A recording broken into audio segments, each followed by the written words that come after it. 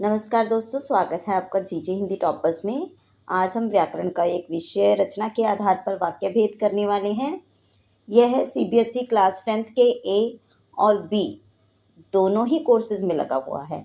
तो हिंदी ए और बी दोनों कोर्स वाले बच्चे इसे ध्यान से देखें। तो टॉपिक की शुरुआत करते हैं हम पहले वाक्य से कि वाक्य क्या होता है। देखिए, वाक्य होता है सार्थक शब्दों का ऐसा व्यवस्थित समूह। सार्थक का मतलब होता है जिनका अर्थ हो, मीनिंग हो। व्यवस्थित का मतलब जो ठीक तरह से लगाए गए हों, जैसे कर्ता अपनी जगह हो, कर्म अपनी जगह हो, क्रिया अपनी जगह हो, उसे। तो सार्थक शब्दों का ऐसा व्यवस्थित समूह जो पूरा आशय का अर्थ ही अर्थ होता है। आशय का अर्थ ही मीनिंग होता है, यानी सारे शब्द उसमें मीनिंगफुल हों, सार्थक हों, व्यवस्थित किए गए हों और ये सारे शब्द मिलकर एक पूरा अर्थ प्रकट करते हों, उसे ही हम वाक्य कहते हैं। ठीक है, अब इसी वाक्य के कितने भेद होते हैं वो हम जान लेते हैं। देखिए, पहले तो है वाक्य के दो अंग भी होते हैं, उद्देश्य और विधेय। ये जो है इनसे रिलेटेड, इनसे संबंधित आज तक सीबीएसई में कोई भी प्रश्न नहीं पूछा गया है, इसलिए अभी हम इस पर ज़्यादा ध्यान नहीं देंगे। बाद में मैं समझा दूंगी, ये ऐसा नहीं है कि छोड़ दूंगी, समझाऊंगी ज़रूर। अब भेद देखिए, वाक्य के भेद दो तरह के हैं। एक है अर्थ के आधार पर, ये आपके 9th क्लास में लग चुके हैं, आप लोग इसे 9th क्लास में पढ़ चुके हैं। अर्थ के आधार पर वाक्य के भेद 8 होते हैं। 10वीं में लगे हुए हैं रचना के आधार पर। ठीक है, रचना के आधार पर वाक्य भेद, इसे ही हम पढ़ने वाले हैं। देखिए, रचना का मतलब होता है बनाना, यानी वाक्य का स्ट्रक्चर। वाक्य जब हम बनाते हैं उसके आधार पर, ठीक है, वाक्य जब बनाते हैं अर्थ के आधार पर हम अर्थ देखते हैं, मीनिंग देखते हैं। इसमें हम मीनिंग पर फोकस नहीं करेंगे, हमारा ध्यान अर्थ पर नहीं, उसके स्ट्रक्चर पर जाएगा, उसके निर्माण पर जाएगा। इसलिए इसका नाम रचना के आधार पर वाक्य भेद है। ये 3 प्रकार के होते हैं, इसके 3 भेद हैं। सरल वाक्य, देखिए पहला भेद है सरल वाक्य, दूसरा है संयुक्त वाक्य और तीसरा है मिश्र वाक्य। चलिए अब एक एक करके हम इन्हें पढ़ेंगे। पहला है सरल वाक्य। देखिए, सरल वाक्य क्या होता है। सरल वाक्य में एक ही क्रिया होती है, अतः यह एक ही वाक्य होता है, इसमें उपवाक्य नहीं होते। उपवाक्य होता है वाक्य का एक भाग, जिसे हम सब स्टेटमेंट बोल सकते हैं या वाक्य का एक छोटा सा भाग बोल सकते हैं, उसे हम उपवाक्य कहते हैं। अब सरल वाक्य में एक ही क्रिया होती है, इसका क्या अर्थ हुआ। ठीक है, इसका अर्थ ये हुआ कि वाक्य में काम एक ही होगा। इसी पर आपने ध्यान लगाना है कि पूरे वाक्य में काम एक ही होगा। अगर क्रियाएं 2 होंगी तो वो दोनों मिलकर काम एक ही करेंगी, अलग अलग काम नहीं होगा। क्रियाएं 2 आएंगी तो भी मिलकर वो काम एक ही करेगी, अंत में काम एक ही होगा, अलग अलग 2 काम नहीं होंगे। इसी पर आपने ध्यान देना है, क्योंकि ये जो वाक्य है ये क्रिया से ही आपको समझ में आएंगे। अब देखिए, इसमें उपवाक्य नहीं होता, यानी इसमें कोई उपवाक्य मतलब वाक्य का एक भाग हम अलग नहीं कर सकते। पूरा वाक्य एक साधारण वाक्य की तरह चलेगा, उसको हम जो है अलग अलग नहीं बांट सकते। अब देखिए उदाहरण, देखिए मुझे कल दिल्ली जाना है। ये पूरा ठीक वाक्य, हम इसको अलग अलग नहीं कर सकते हैं। मुझे कल दिल्ली जाना है एक सही हमारा वाक्य है, इसमें हम क्रिया को तोड़ नहीं सकते। ठीक है, अब दूसरा वाक्य है नीचे गिरने के कारण, ये वाला, नीचे गिरने के कारण गिलास टूट गया। अब देखिए क्रियाएं 2 हुई है, गिरना और टूटना, लेकिन आखिर में काम एक ही हुआ है। गिलास गिरकर टूट गया, काम एक ही हुआ ना, टूटना। तो इसी पर हमें ध्यान देना है कि नीचे गिरने के कारण गिलास टूट गया, और हमने पूरा वाक्य एक जो है ठीक से बना दिया है। यह वाक्य कहीं से भी टूट नहीं रहा है, कहीं से ब्रेक नहीं कर पा रहे हम इस वाक्य को, इसी पर ध्यान देना है। अब दूसरा देखिए, दूसरा है वह बाजार जाकर मेरे लिए फल लाई। यहाँ पे भी क्रिया 2 हैं, जाकर और फल लाई, लेकिन दोनों ने काम एक ही किया है। बाजार गई तो क्या लाई, फल लाई। ठीक है, और हम इस वाक्य को यहाँ से तोड़ नहीं सकते कि वह बाजार जाकर, अगर ऐसा होता ना कि वह बाजार गई तो ये वाक्य टूट सकता था, कि वह बाजार गई मेरे लिए फल लाई, तब ये दो अलग अलग वाक्य हो सकते थे। लेकिन जाकर मेरे लिए फल लाई, ये अलग अलग वाक्य नहीं हो सकते, ये एक ही वाक्य है। अब देखिए अगला, मेरे बहुत समझाने पर भी मोनू ना माना। समझाया था लेकिन वो नहीं माना, आखिर में अंत में काम एक ही हुआ है, इसलिए यह सरल वाक्य है। अब झूठ बोलने वाले को कोई पसंद नहीं करता, यह वाक्य भी एक है, हम इसको कहीं से तोड़ नहीं पा रहे। यानी सीधा सीधा एक सरल सरल वाक्य जो चलेगा जिसमें काम अंत में एक ही होगा, वो सरल वाक्य। अब देखते हैं संयुक्त वाक्य। देखिए संयुक्त का जो अर्थ होता है ना, वह होता है जोड़ना। ठीक है, संयुक्त का अर्थ ही होता है जोड़ना। दो अलग अलग वाक्य को जब हम जोड़ते हैं, ऐसे ये प्लस का निशान बनाया मैंने जमा का, दो अलग अलग वाक्य होते हैं, जब हम उन्हें जोड़कर एक बनाते हैं तब वह संयुक्त वाक्य कहलाता है। अब इसकी परिभाषा देखते हैं। जब दो या दो से अधिक स्वतंत्र उपवाक्य, ये देखिए स्वतंत्र, स्वतंत्र का मतलब होता है वो, उपवाक्य मतलब एक वाक्य का भाग, स्वतंत्र का मतलब वाक्य का ऐसा भाग जिसे हम उस वाक्य से अलग करके भी देख सकते हैं, यह होता है स्वतंत्र का अर्थ यहाँ पर। ठीक है, ये स्वतंत्र वाक्य योजक, समुच्चय बोधक अव्यय। अब योजक क्या है? योजक ये है जो नीचे यहाँ पर लिखे हुए हैं। ठीक है, द्वारा जुड़े होते हैं तो वे संयुक्त वाक्य कहलाते हैं।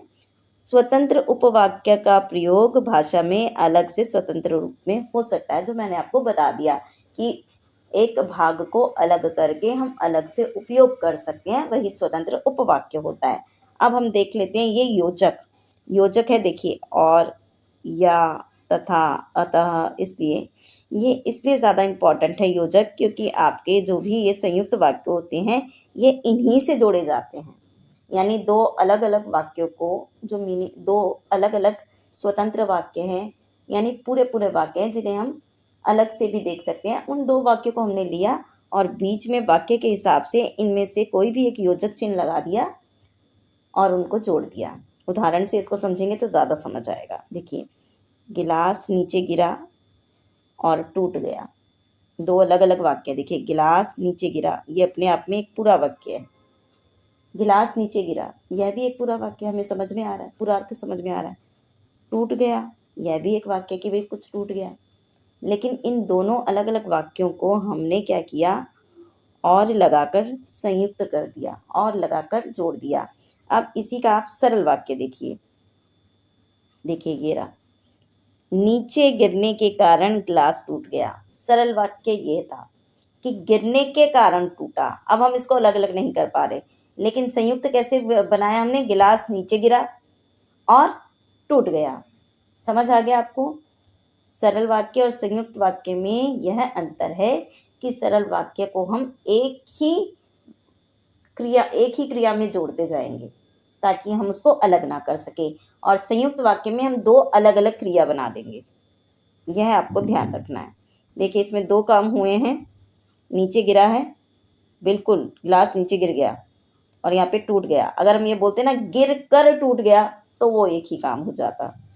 अब दूसरा वाक्य देखिए, मैंने उसे बहुत समझाया पर वह ना मानी। देखिए, वह ना मानी भी एक वाक्य है, मैंने उसे बहुत समझाया भी एक पूरा स्वतंत्र उपवाक्य, मतलब ये कहीं पे भी हम उपयोग कर सकते हैं। मैंने उसे बहुत समझाया, ठीक है, मैं इसमें वह ना मानी लगा हटा देती हूँ, खाली इसी पोर्शन को देखते हैं। मैंने उसे बहुत समझाया, तो भी तो ये एक अलग वाक्य है, इसमें हमें कुछ जो है कमी नज़र नहीं आ रही। और ये देखिए, वह ना मानी, ये भी एक पूर्ण वाक्य है, इसमें भी कोई कमी नज़र नहीं आ रही। तो ऐसे वाक्य को हम जोड़ते हैं योजकों द्वारा। यहाँ पे हमने लगा दिया पर, वाक्य के हिसाब से कि मैंने उसे समझाया पर वह ना मानी, और वह ना मानी भी लगा सकते हैं, ये भी ठीक रहेगा। अब हमने इसका जो है सरल वाक्य क्या बनाया था, सरल वाक्य हमने बनाया था, मेरे बहुत समझाने पर भी मोनू ना माना। मोनू की जगह हम वह ना माना कर दें तब भी ठीक होगा। अब देखिए, यहाँ पर हमने पर भी लगा दिया था, इसलिए वाक्य कहीं से टूट नहीं पा रहा। मेरे बहुत समझाने पर भी मोनू ना माना, अब काम एक ही हो गया, लेकिन यहाँ पर काम दो हो गए कि समझाया भी था लेकिन माना भी नहीं। अब तीसरा देखिए, वह खेल में भी अच्छा है और पढ़ाई में भी। दो काम हो गए कि खेल में अच्छा है और पढ़ाई में भी।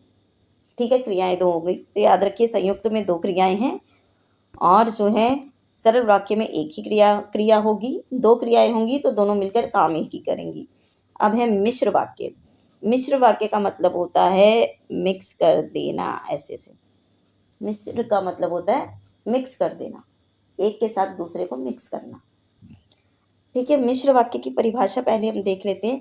जिस वाक्य में एक से अधिक उपवाक्य हो, देखिए इसमें भी उपवाक्य है, संयुक्त में भी थे, इसमें भी है। तो अंतर क्या है? अंतर ये है कि परंतु उनमें से एक प्रधान उपवाक्य हो, प्रधान मतलब मुख्य, तथा दूसरा आश्रित उपवाक्य हो। आश्रित उपवाक्य का मतलब जो निर्भर हो, डिपेंड हो प्रधान वाले पर, यानी कि एक जो होगा पूर्ण स्वतंत्र वाक्य होगा और एक जो है उस पर डिपेंड करेगा। ये हमें आश्रित है, तो देखना पड़ेगा कौन सा आश्रित है और कौन सा मुख्य है।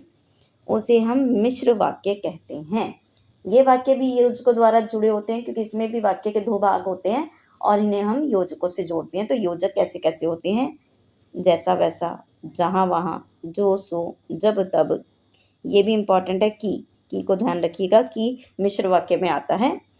यहाँ वहाँ, जैसी वैसी, जिसकी उसकी, इस तरह के योजक आते हैं। और इसमें कॉमा भी आता है। संयुक्त में कॉमा नहीं आता, लेकिन इसमें आता है। वाक्य देखते हैं।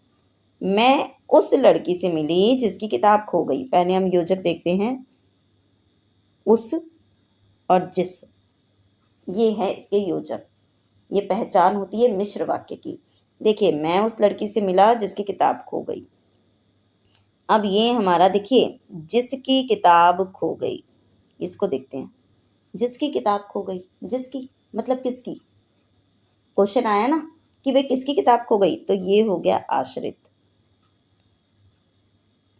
ठीक है, क्योंकि इससे हमारे मन में क्वेश्चन आ गया। ये आश्रित उपवाक्य है। अब प्रधान उपवाक्य क्या होगा? मैं उस लड़की से मिला, यहाँ पर हमें जिसकी का आंसर मिल गया, मैं उस लड़की से मिला, तो ये हो गया प्रधान और ये हो गया आश्रित उपवाक्य।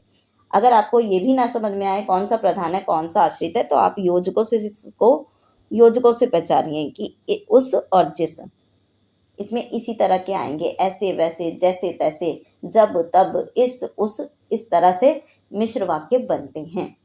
दूसरा देखिए, मैंने वही मकान खरीदा जहां आप रहते हैं। योजक मिल गए हमें।